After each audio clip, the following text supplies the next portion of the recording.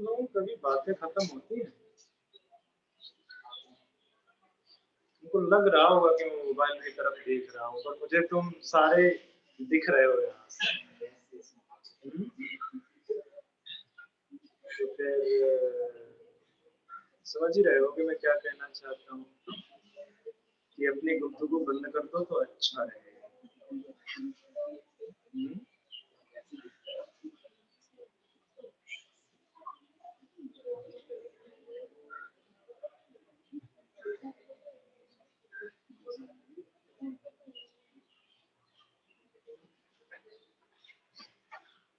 बहुत बुरी बात है। हम्म?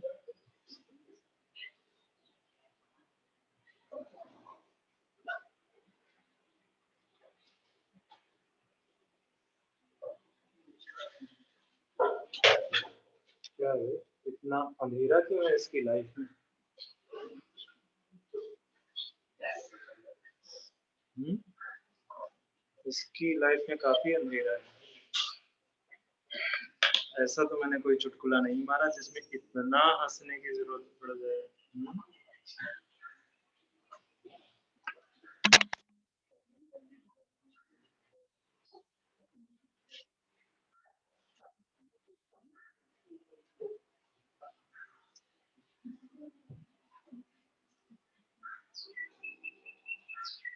अरे कहाँ थे भाई? तुमको ही बोल रहा हूँ, पीछे अब तुमसे कोई है ही नहीं तो क्यों देख रहे हो? लेट हो गए थे तो चलो केमिस्ट्री की क्लास में लेट हो गए, बायो में आ जाते। हम्म?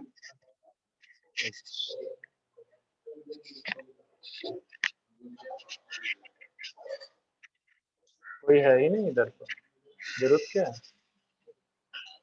बेचारे। चलो, इसमें से कौन सा है?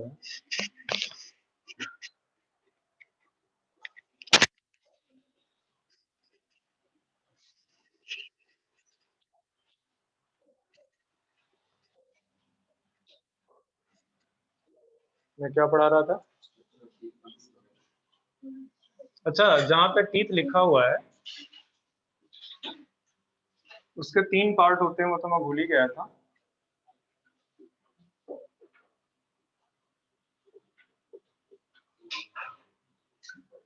क्राउन नेक रूट, ठीक है। जो ऊपर एनिमल वाला पार्ट है वो क्राउन है, मिड पार्ट उसका नेक है एंड रूट। तो बक्कल कैविटी हमने पढ़ा ली, ठीक है। अब चलते हैं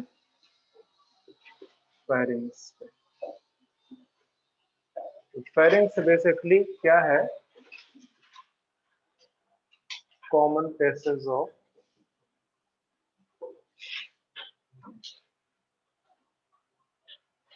फूड एंड एयर, ठीक है।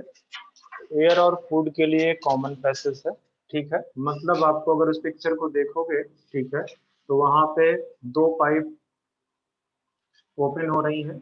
एक आपका है ईसोफेगस, दूसरा है आपका ट्रैकिया या विंड पाइप। उसमें एक कार्टिलेजस फ्लैप प्रेजेंट है, ठीक है, जिसको आप एपिग्लॉटिस बोल रहे हो। और ये सारे के सारे स्ट्रक्चर आपके कहाँ पे प्रेजेंट है? फेरिंग्स में प्रेजेंट है, ठीक है। ये सारे के सारे स्ट्रक्चर आपके फेरिंग्स में प्रेजेंट है। तो फेरिंग्स से आगे बढ़ते हैं। और जो आपका बक्कल कैविटी है वो या ओरल कैविटी है वो कहाँ पे ओपन हो रहा है? हम्म? चलो एक चीज और लिख देता हूँ कि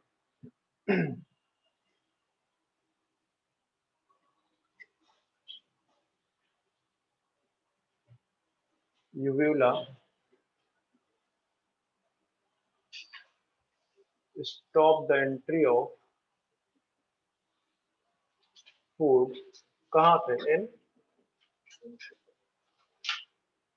इंटरनल नॉस्ट्रल, ठीक है। इंटरनल नॉस्ट्रल में उसकी एंट्री को, फूड की एंट्री को स्टॉप करता है, ठीक है। तो ये यूव्यूला भी कहाँ पे लटका हुआ है? बेसिकली फेरेंक्स में, ठीक है, फेरेंक्स में लटका हुआ है।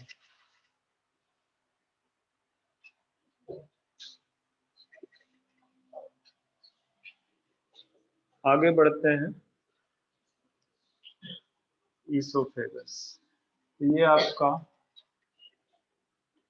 ट्यूबुलर स्ट्रक्चर है, ट्यूबुलर स्ट्रक्चर, ठीक है।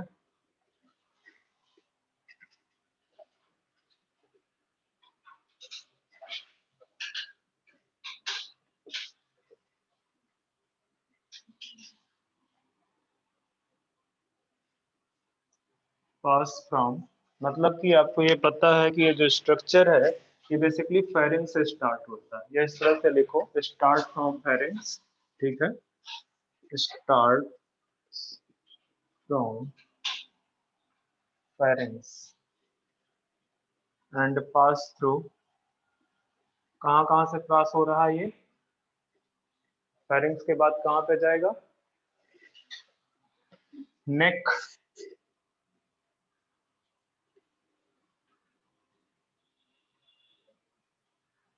और भी कोई पार्ट है, नेक, डायाफ्राम और एक और पार्ट है कोई,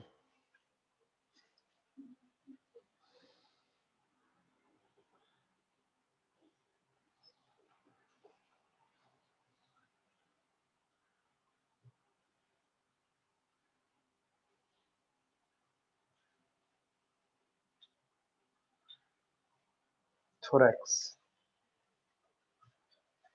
थोरैक्स और एब्डोमेन दोनों लिखना बच्चे, इसको डायाफ्राम बाद में लिखना, ठीक है। नेक, थोरैक्स, एब्डोमेन एंड डायाफ्राम, तो ये पार्ट याद रखना कि वो कहाँ से पास कर रही है, ठीक है।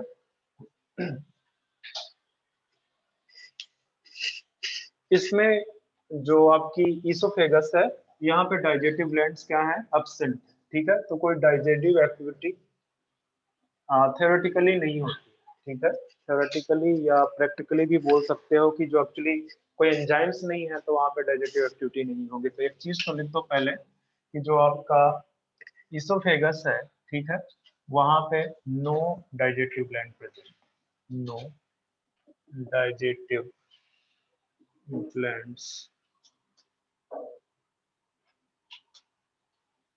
प्रेजेंट, कोई डाइजेटिव ग्लैंड्स वहां पे नहीं प्रेजेंट है। मतलब अगर मैं यहाँ पे ये ट्यूबुलर स्ट्रक्चर आपके लिए ड्रॉ कर दूं तो इस तरह से यहाँ पे सेल्स प्रेजेंट है, ठीक है, इस तरह से सेल्स प्रेजेंट है, और इन सेल्स में आपकी डाइजेटिव ग्लैंड्स तो नहीं है, ठीक है, ये डाइजेटिव ग्लैंड्स नहीं है, तो किस तरह की ग्लैंड्स प्रेजेंट है यहाँ पे, यहाँ पे आपकी म्यूकस ग्लैंड्स है, ठीक है।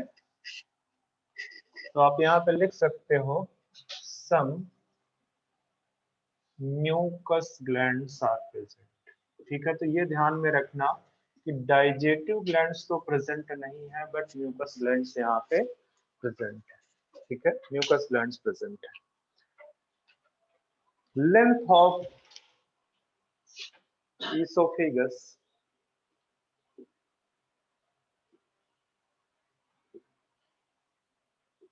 depends on लेंथ ऑफ, किसकी लेंथ पे, ठीक है, जो इसोफेगस की लेंथ है वो नेक की लेंथ पे डिपेंड करेगी, तभी जिराफ की इसोफेगस सबसे ज्यादा होती है।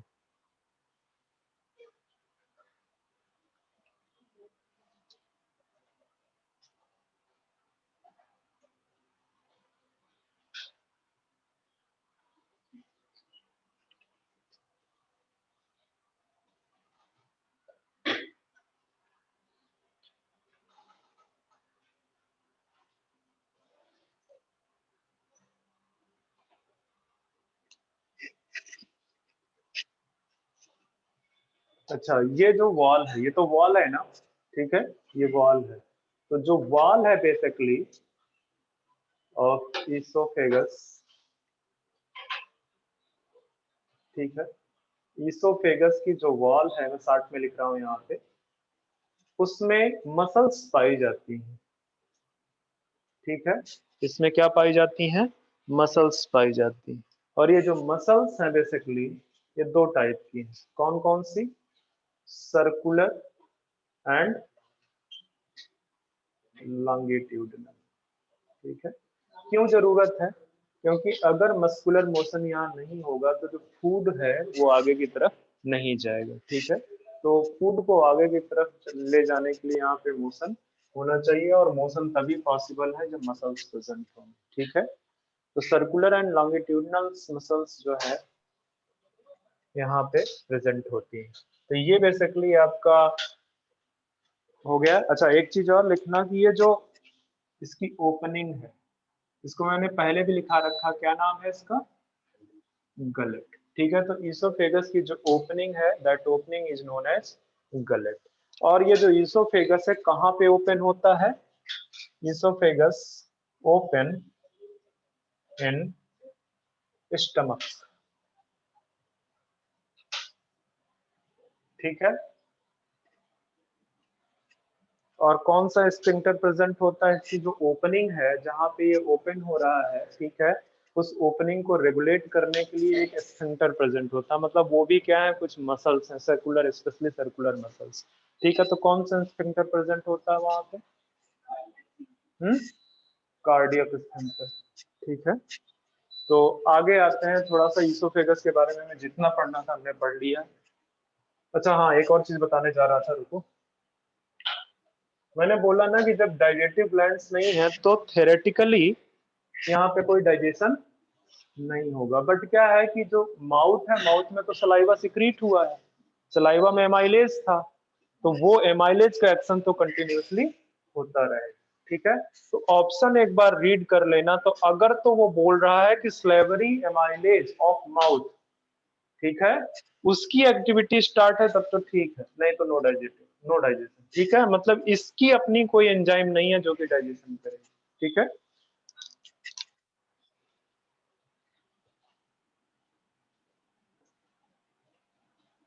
स्टमक।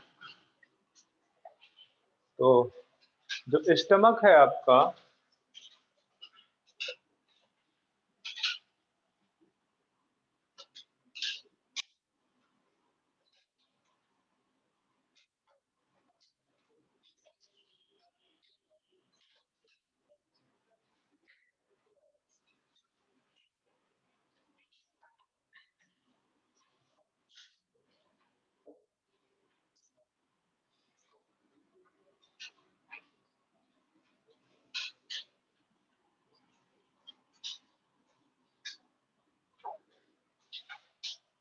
ये अप्रोक्सीमेटली किस शेप का है? जे शेप का है। ठीक है, अब इसमें कई सारे पार्ट हैं। जैसे एक पार्ट जो है इसको थोड़ा सा और नीचे की तरफ लाना, या ऐसे रहेगा। ठीक है,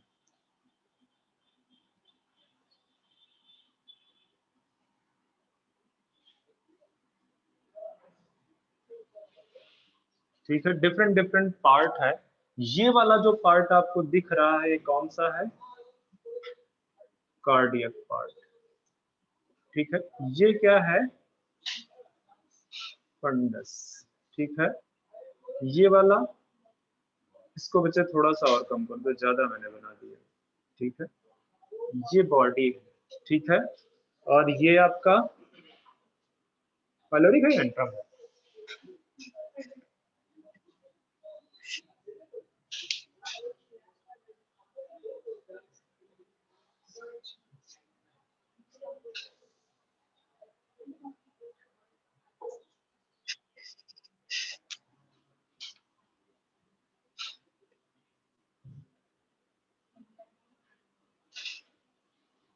ये पाइलोरिक पार्ट। ठीक है, cardiac, fundus, body, antrum and pyloric part. ठीक है, ये कुछ पार्ट है। ये जो स्ट्रक्चर आपको यहाँ दिख रहा है ये एक्चुअली स्टमक का स्ट्रक्चर नहीं है, ये डिओडेनम है। ठीक है, ये डिओडेनम स्टार्ट हो चुका है, और डिओडेनम आपको पता है कहाँ का पार्ट है? स्मॉल इंटेस्टाइन का पार्ट है। ठीक है, तो जो स्टमक है आपका वो जे शेप है।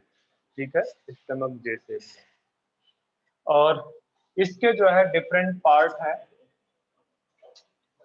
कौन कौन से पार्ट हैं इसके? ठीक है, आप स्टमक को डिवाइड कर सकते हो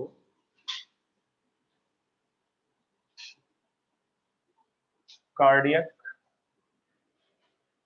funds body antrum and pyloric. ठीक है, ये पार्ट है आपको स्टमक में दिखेंगे। अच्छा, जहां पे ये ये तो ईसोफेगस है, ठीक है, oesophagus.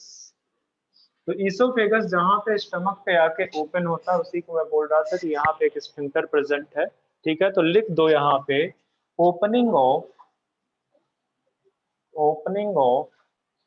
esophagus in stomach, esophagus in stomach is regulated by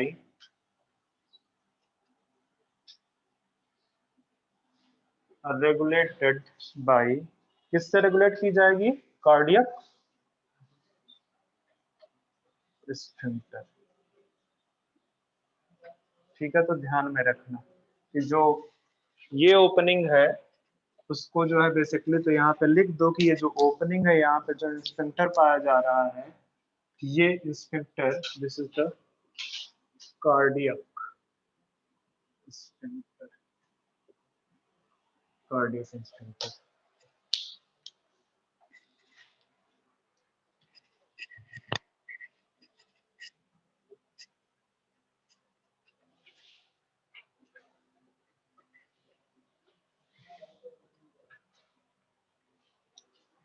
और ये जो ओपनिंग है, जो पाइलोरिक, जहां स्टमक ओपन हो रहा है इंटेस्टाइन में, ठीक है, यहाँ पे भी एक स्फिंक्टर प्रेजेंट है, तो आप लिख सकते हो स्टमक या opening of stomach in duodenum is regulated by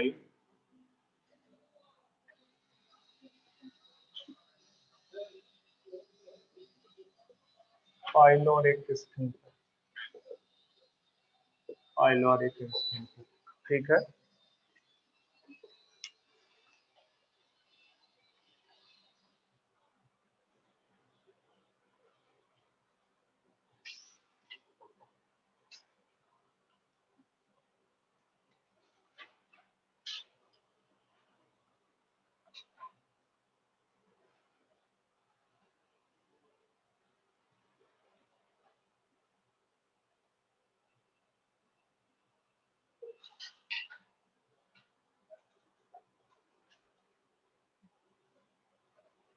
चलो इसमें बहुत बड़ा पार्ट है, कुछ कुछ चीजें मुझे बतानी पड़ेंगी।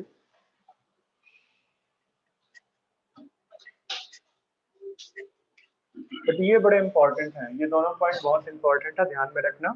ये जो स्फिंक्टर आपको दिख रहा है, दिस इज द पाइलोरिक।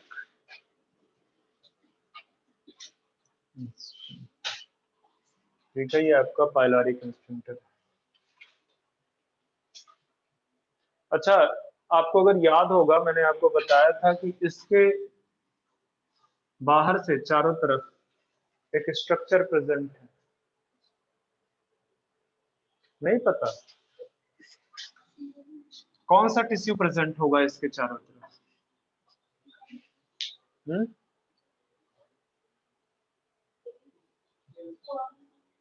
क्या बच्चे? मीजोडर्मल लाइनिंग है, क्या बोलते हैं, मीजोथीलियम। ठीक है, तो एक तो मीजोथीलियम प्रेजेंट है, दूसरा एक और चीज है कि ये जो स्टमक है, ये बहुत जो है ना, बहुत सॉफ्ट ऑर्गन है। ठीक है, और इसको प्रोटेक्ट करने की जरूरत है, बड़ा इंपॉर्टेंट भी है। ठीक है, इसको प्रोटेक्ट करने की जरूरत है, तो यहाँ पे एक लेयर डेवलप हो जाती है, फैटी लेयर। ठीक है, तो इधर ये कम वाला एरिया है, तो इसको लेसर ओमेंटम बोलते हैं, और इधर ये ज्यादा वाला एरिया है आपका, ये ग्रेटर ओमेंटम बोलते हैं। तो जो आपको पेट निकलता है ना, वो इसी रीजन पे फैट इकट्ठा हो जाती है।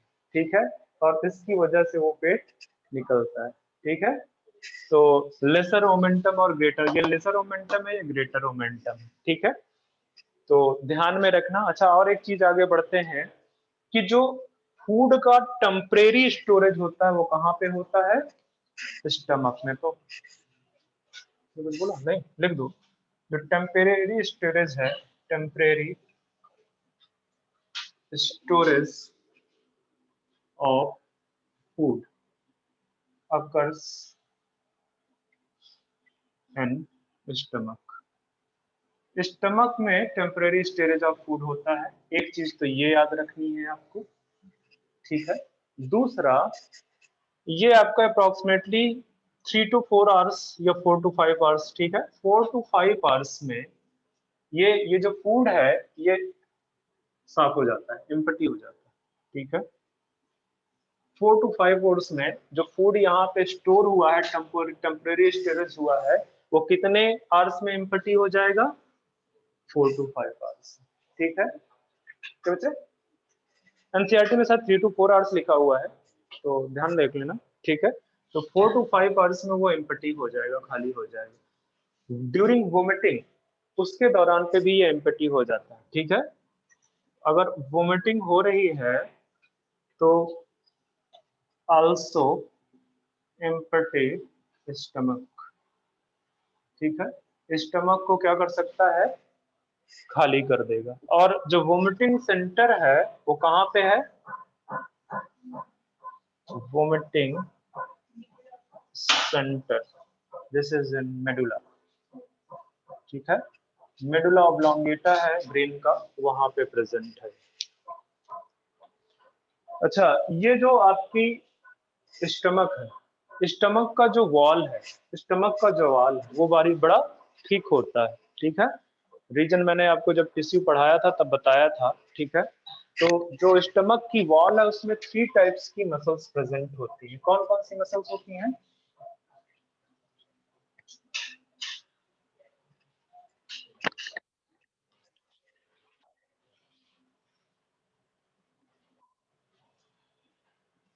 वॉल ऑफ स्टमक, ठीक है। जो स्टमक की वॉल्स है वहां पे आपको 3 मसल्स दिखेंगी, 3 मसल्स, ठीक है। Circular muscle, oblique muscle and longitudinal muscle. मतलब अगर इस तरह से आप सेक्शन काटोगे, उसका सेक्शन काट दोगे, तो सेक्शन में आपको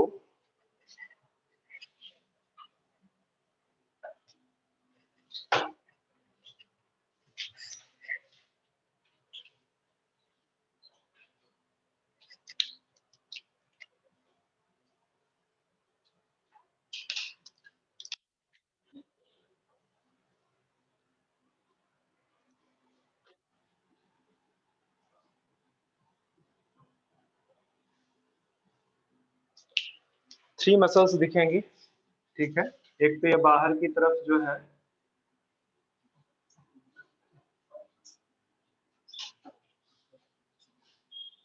नहीं बच्चे मुझे बहुत इसका आइडिया नहीं है कौन सी कहाँ पे मसल है। बीच में ऑब्लिक है, ये श्योर है, बीच में ऑब्लिक है।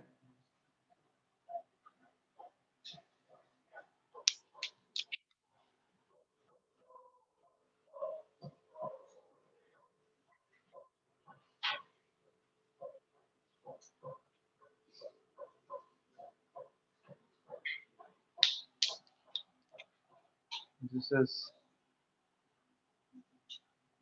सर्कुलर मसल एंड बाहर की तरफ आपकी लॉन्गिट्यूडिनल होगी, longitudinal muscle।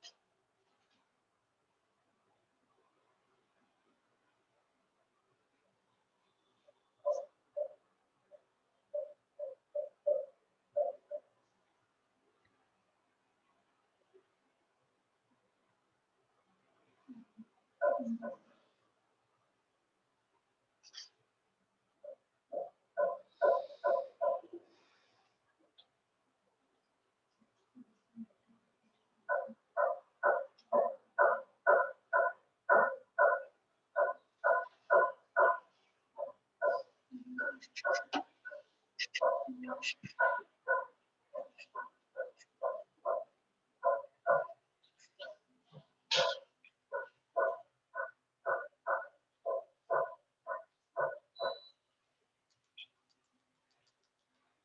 need to change this nomenclature.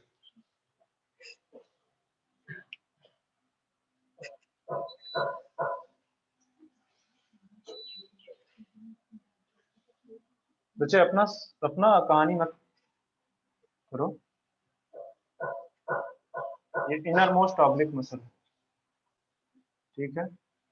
This is middle वाला आपका सर्कुलर है और ये लॉन्गिट्यूडनल एज यूजुअल आउटर है मिडिल इनर। चलो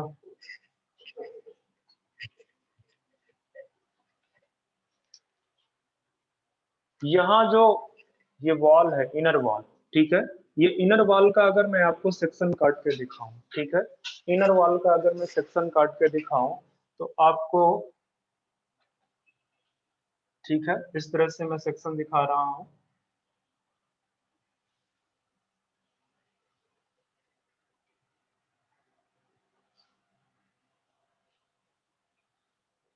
ये लो, ठीक है। और इसको सेल में कन्वर्ट कर दो कि ये सपोज कर लो सेल है।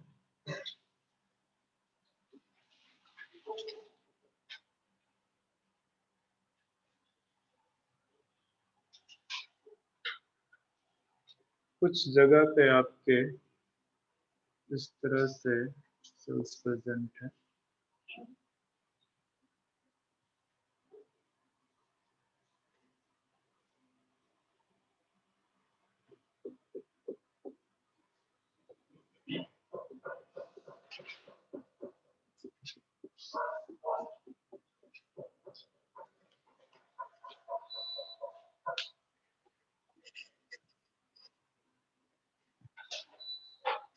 तो यहाँ पे कुछ तो सेल्स हैं जो म्यूकस सिक्रिएट करती है, ठीक है। कुछ सेल्स क्या सिक्रिएट करती हैं, म्यूकस, ठीक है। तो इनको चाहे म्यूकस सेल बोल दो या क्या बोल दो, गॉबलेट्स।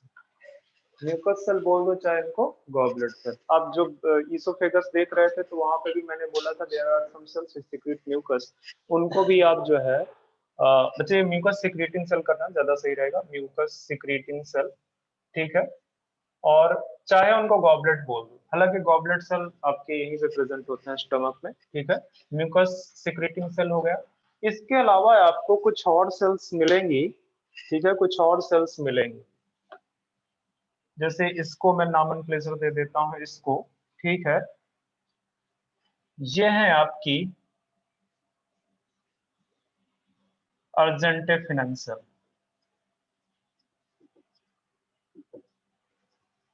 ठीक है। इनका एक और नाम है कोई, अभी बताता हूँ, ठीक है। इसके बाद ये जो सेल्स मैंने बनाई हैं ये आपकी हैं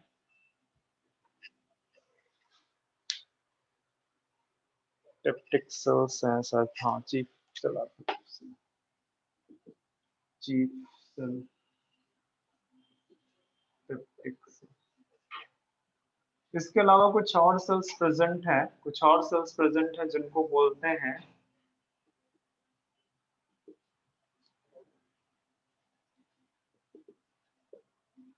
पेराइटल सेलर ऑक्जेंटिक सेल, ठीक है। इन सेल्स के बारे में आपको देखना है और ये बहुत इंपॉर्टेंट पार्ट है इसका, क्योंकि यहाँ से क्वेश्चन पूछता है। तो ये चीज तो क्लियर है कि इसके बारे में आपको कुछ नहीं देखना, क्योंकि गॉबलेट सेल या नाम से ही पता चल रहा है कि म्यूकस सिक्रीट कर रही है, ठीक है। तो ये सेल म्यूकस सिक्रीट करेगी। इसके अलावा आपके जो चीफ सेल या पेप्टिक सेल है, देखो उसके नाम से भी पता चल रहा है, ये जो चीफ सेल है, ये जो चीफ सेल है ये क्या प्रोड्यूस करेगी,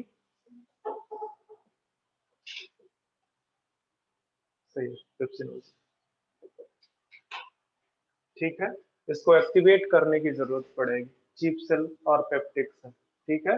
कुछ और भी प्रोड्यूस करेगा क्या ये, हम्म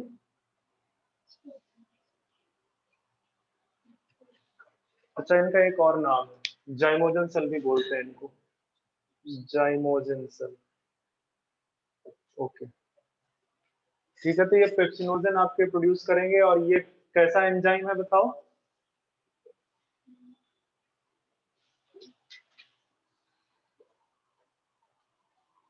प्रोटीन डाइजेटिंग एंजाइम, ठीक है। ये जो अब आपका पेराइटल साराजेंटिक सेल है, इससे दो चीजें प्रोड्यूस होंगी, हाइड्रोक्लोरिक एसिड, ठीक है, और एक चीज और प्रोड्यूस होगा, कैसले इंट्रिंसिक फैक्टर, ठीक है। तो इसको शार्ट में हम क्या बोल देते हैं? CIF, ठीक है, कैसले इंट्रिंसिक फैक्टर, ठीक है। ये जो अर्जेंटेफिन सेल्स हैं, एक्चुअली कई टाइप की होती हैं अर्जेंटेफिन सेल, ठीक है। और ये कई सारे हार्मोन्स सिक्रीट करती हैं, जैसे कई सारे हार्मोन्स बोल रहा हूँ। सोमैटोस्टेटिन का नाम सुना होगा आपने? सोमैटोस्टेटिन कैसा हार्मोन है? बताओ बताओ बताओ। हम्म,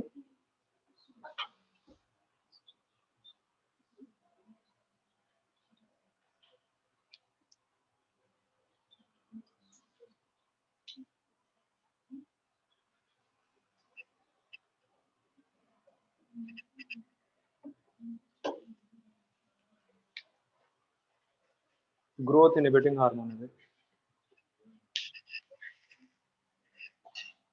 ये कई बार क्वेश्चन पूछा गया है कि एक आप ऐसे हार्मोन का नाम बताओ जो कई जगह से सिक्रीट होता है बॉडी में। तो ये आपके कहाँ से सिक्रीट होता है? पिट्यूटरी ग्लैंड से भी सिक्रीट हो रहा है, ये आपके स्टमक से भी सिक्रीट हो रहा है, ये आपके जब पेनक्रियाज पढ़ोगे तो पेनक्रियाज से भी सिक्रीट होता है, ठीक है। तो जो अर्जेंटिफिन सेल है वो कई सारी सेल्स हैं इसके अंदर एक्चुअली, लाइक जी सेल। ये जी सेल आपका गैस्ट्रिन हार्मोन सिक्रीट करती है, गैस्ट्रिन हार्मोन। और आपका जो डी सेल है वो सोमैटोस्टेटिन सिक्रीट करती है, सोमैटोस्टेटिन सिक्रीट करती है। और कुछ सेल है ईसी सेल, ईसी सेल, ठीक है। ये आपके कुछ और एंडोक्राइन हार्मोन सिक्रीट करती हैं। कौन से एंडोक्राइन हार्मोन है? चलो आप इसको रहने दो, बस इतना छोड़ दो इसको, ठीक है। ईसी सेल पूछेगा नहीं, आपसे पूछेगा तो इन दोनों के बारे में पूछेगा, ठीक है। जी सेल और डी सेल ये क्या है? बेसिकली अर्जेंटिफिन सेल्स हैं, ठीक है। इनका एक और नाम है इंटीरो एंडोक्राइनन सेल, ठीक है। तो जो है क्या कहते हैं, याद रखना कि ये सब आपके कहाँ पे प्रेजेंट है। देखो, एक सेल मैंने ये बता दिया, दूसरी सेल मैंने ये बता दी, तीसरी सेल्स मैंने ये बताई, और फोर्थ मैंने ये, ठीक है। इनके सबके अपने अपने फंक्शन है। ये म्यूकस सिक्रीट करती हैं, अगर म्यूकस नहीं सिक्रीट करेंगी तो देखो ये बहुत कंसंट्रेटेड HCl होता है, बहुत कंसंट्रेटेड HCl, ठीक है। तो ये पूरी की पूरी जो बेसिकली वो है इनर वॉल है, उसको क्या कर देगी? डैमेज कर देगी। और कई बार होता भी है, कई बार कुछ बैक्टीरिया है जो यहाँ से म्यूकस को हटा देते हैं, ठीक है। तो जैसे ही म्यूकस हटा देते हैं, यहाँ पे गैस्ट्रिक अल्सर क्रिएट हो जाता है, ठीक है। ये जो गैस्ट्रिक अल्सर क्रिएट होता है, ठीक है, वो बहुत ज्यादा प्रॉब्लम करता है। और किस टाइप के बैक्टीरिया हैं, कोई नाम बता सकते हो मुझे? बैसिलस की कोई स्पीसीज है? ये कौन सा बैक्टीरिया है? बताओ बताओ दोबारा से, हो सकता है मुझे सुनने में कंफ्यूजन हुआ हो। हम्म,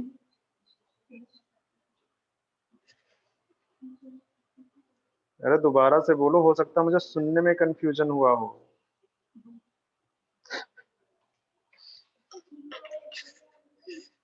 नहीं बच्चा, ई कोलाई तो ना है। हाँ, बैसिलस का है, मैं तो पहले ही बोल रहा हूँ। नहीं, बैसिलस भी नहीं है बच्चे, Helicobacter, Helicobacter pylori, Helicobacter pylori.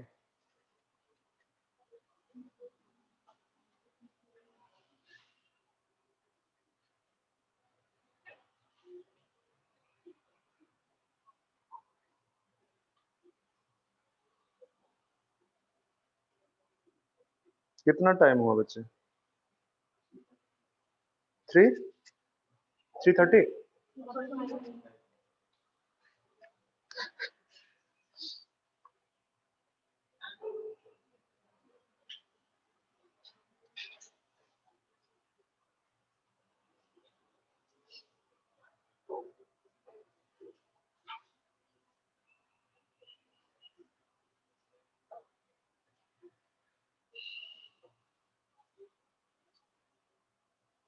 चलो यहीं पे मैं खत्म कर दूंगा, बस ये अभी नहीं, इसको तो कंप्लीट कर लेने दो। मतलब तैयार बैठे हुए हैं।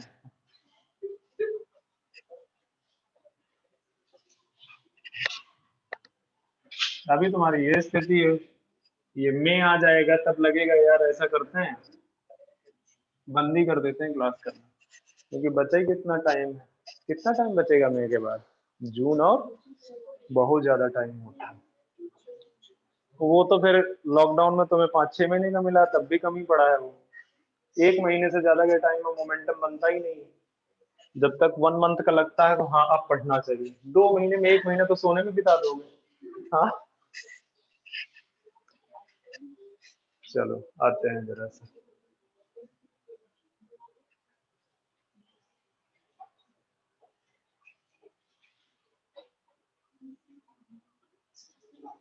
गैस्ट्रिक जूस 1.5 लीटर के अप्रोक्सीमेटली, ठीक है, ये पर डे सिक्रीट होता है।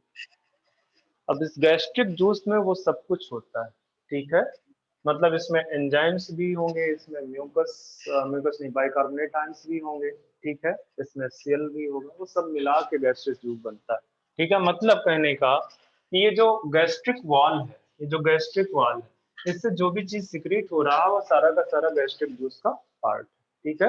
इसमें वो हार्मोन्स वगैरह भी हैं जो रेगुलेट करते हैं। तो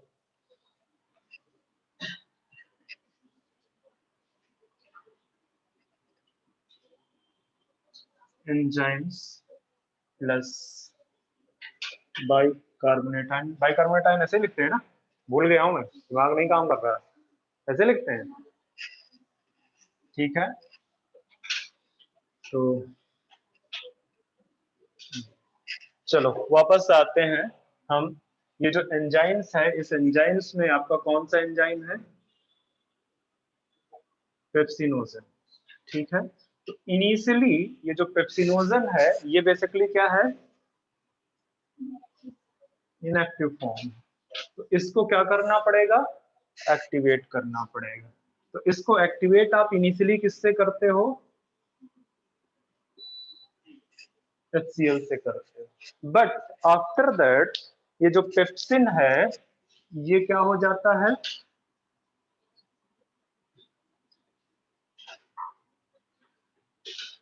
ऑटो कैटालिटिक, ठीक है। मतलब कहने का कि अब ये पेप्सिनोजन को खुद से अपने पेप्सिन में चेंज करना स्टार्ट कर देगा, ठीक है, ये पेप्सिनोजन को खुद से एक्टिव फॉर्म में चेंज करना स्टार्ट कर देगा। एक और बड़ा इंपॉर्टेंट चीज लिखा है, ये कैल्शियम इंट्रिंसिक फैक्टर, ठीक है, CIF, ये बेसिकली हेल्प करता है, हेल्प इन एब्जॉर्प्शन ऑफ किस चीज में, विटामिन B12, B12 के एब्जॉर्प्शन में हेल्प करता है, ठीक है। और विटामिन B12 की डिफिशियंसी से एक एनीमिया होता है, क्या होता है, एक एनीमिया होता है, ठीक है। तो एक बार क्वेश्चन पूछा था, उसमें ऑप्शन दिया था कैल्शियम इंट्रिंसिक फैक्टर का कि किसकी कमी की वजह से बेसिकली एनीमिया होता है, ठीक है। तो बेसिकली अनडायरेक्ट क्वेश्चन था वो, CIF, ठीक है, कैल्शियम इंट्रिंसिक फैक्टर, क्योंकि ये किसमें हेल्प करता है, विटामिन B12 के एब्जॉर्प्शन में हेल्प करता है, ठीक है।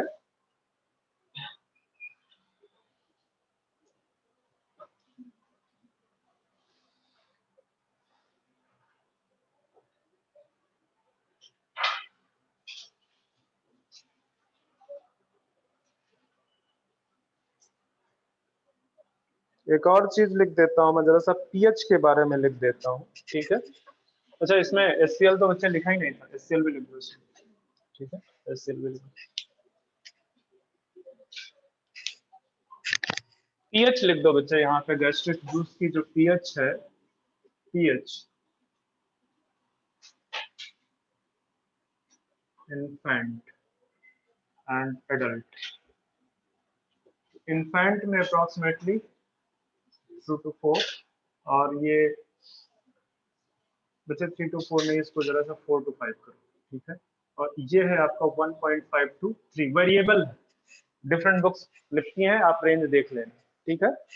डिफरेंट बुक्स डिफरेंट लिखती हैं, आप एक बार रेंज देख लेना, ठीक है। तो ये गैस्ट्रिक जूस है, इतना सिक्रीशन हो रहा है। एक और जो है मैं लिखा देता हूँ, एनसीईआरटी में पता नहीं है कि नहीं, मुझे बहुत श्योर नहीं है एनसीईआरटी में है कि नहीं।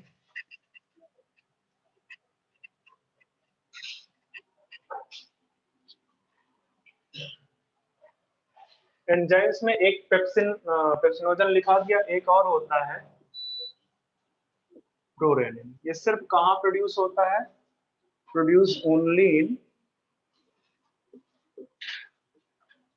बताओ,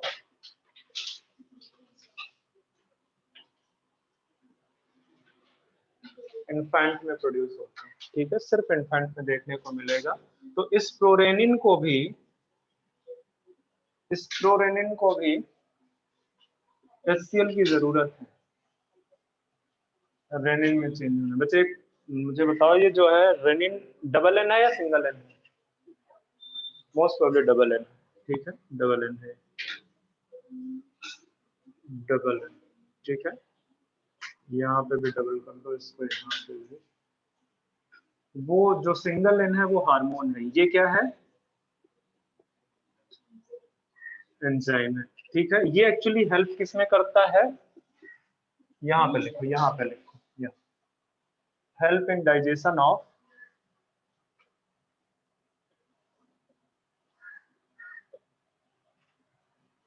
केसीन प्रोटीन ऑफ मिल्क, ठीक है। Casein protein of milk, milk में एक प्रोटीन पाई जाती है जिसको बोलते हैं केसीन, और उस केसीन प्रोटीन के डाइजेशन में हेल्प करता है, ठीक है। तो एक्चुअली देखा जाए तो एक majority of the protein digestion, आपके कहाँ पे हो जाता है? स्टमक में हो जाता है, ठीक है। इसके बाद रिमेनिंग डाइजेशन आपका जो डिओडेनम पार्ट है स्मॉल इंटेस्टाइन का, वहां पे होता है, ठीक है। प्रोटीन का जो जनरली आप देखोगे, जनरली प्रोटीन का जो फर्स्ट टाइम डाइजेशन हो रहा है वो कहाँ पे हो रहा है? स्टमक, ठीक है। और जो कार्बोहाइड्रेट का डाइजेशन हो रहा है वो कहाँ पे हो रहा है? Saliva, buccal cavity, oral cavity में, ठीक है। तो 30% मैं अभी बाद में लिखा दूंगा, बस जस्ट बता दे रहा हूँ कि 30% ऑफ कार्बोहाइड्रेट, ठीक है, वो बेसिकली ओरल कैविटी में डाइजेस्ट हो जाता है, ठीक है। रिमेनिंग पार्ट के लिए वो आता है कहाँ पे? Small intestine. जो आपका स्टमक है, स्टमक में ये जो कार्बोहाइड्रेट के जो एंजाइम्स हैं वो क्या हो जाते हैं? इनएक्टिव हो जाते हैं। कैसे, किसकी वजह से? क्योंकि अभी मैं आपको बताऊंगा कि जो ओरल कैविटी है, ठीक है, ओरल कैविटी की जो पीएच है वो आपका अप्रोक्सीमेटली बोल सकते हो, ये अप्रोक्सीमेटली ये है एक्चुअली, ठीक है, स्लाइटली एसिडिक है, ठीक है। जबकि आप स्टमक में देखो, स्टमक में कितनी है? अप्रोक्सीमेटली 3 के आसपास, ठीक है। तो ये बहुत हाईली एसिडिक है, ये स्लाइटली एसिडिक है। तो जैसे ही वो इस पीएच पे आता है, एंजाइम्स क्या हो जाते हैं? इनएक्टिवेट हो जाते हैं, ठीक है। तो कार्बोहाइड्रेट का डाइजेशन नहीं हो पाता है वहां पे। तो फर्स्ट टाइम कार्बोहाइड्रेट डाइजेशन कहाँ पे हो रहा है? ओरल कैविटी में, ठीक है। फिर आपके स्टमक में डाइजेशन नहीं होगा, सीधे स्मॉल इंटेस्टाइन में डाइजेशन होगा जाके, ठीक है। स्मॉल इंटेस्टाइन में भी दो टाइप के जूस प्रोड्यूस होते हैं, कौन कौन से? एक तो स्मॉल इंटेस्टाइन की जो अपनी वॉल है, ठीक है, इंटेस्टाइनल जूस वहां से निकलता है, और दूसरा पैनक्रियास से निकलता है। तो दो टाइप के वहां पे एंजाइम्स मिलेंगे, pancreatic juice and intestinal juice, और वहां पे वो सारा डाइजेशन करेंगे। तो ये आपका मैंने गैस्ट्रिक वाला पार्ट खत्म कर दिया है with respect to their glands and internal anatomy basically, ठीक है। अब हमको स्मॉल इंटेस्टाइन पढ़ना होगा नेक्स्ट लेक्चर पे। इसके बाद लार्ज इंटेस्टाइन भी चलेगा थोड़ा सा, माइट भी चांसेस कि कल खत्म ना हो पाए, ठीक है। तो वैसे तो मुझे और पढ़ाना चाहिए, पर मैं अब छोड़ देता हूँ आपको। तुम लोग भी क्या याद रखोगे मुझे? हो गया?